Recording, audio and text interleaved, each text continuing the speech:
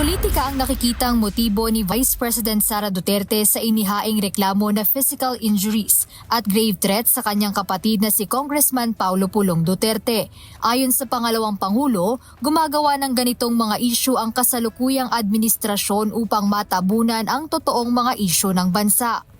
Ngayon naman, 20 pesos ang kilo ng bigas, isang araw lang, tapos na, wala na. Kinalimutan na naman na pangako ay bigla na lang merong nag-file ng complaint kay Congressman Pulong. Paraan din aniya ito ng administrasyon para atakihin at siraan ang kanilang kalaban sa politika.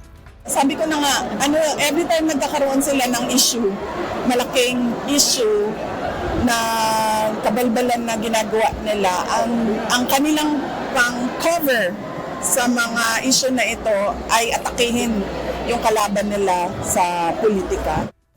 Dagdag pa ng Vice Presidente na hindi pa niya nakakausap ang kapatid tungkol sa issue at hindi rin sigurado si VP Sara kung ito ay narinig na ng kanilang ama na si dating Pangulong Rodrigo Duterte. Wala pang komento ang Malacanang sa bagong pahayag na ito ni VP Sara. Jed Neresina, UNTV News and Rescue. Diyos ang aming sandigan, serbisyo publiko ang aming pinahahalagahan.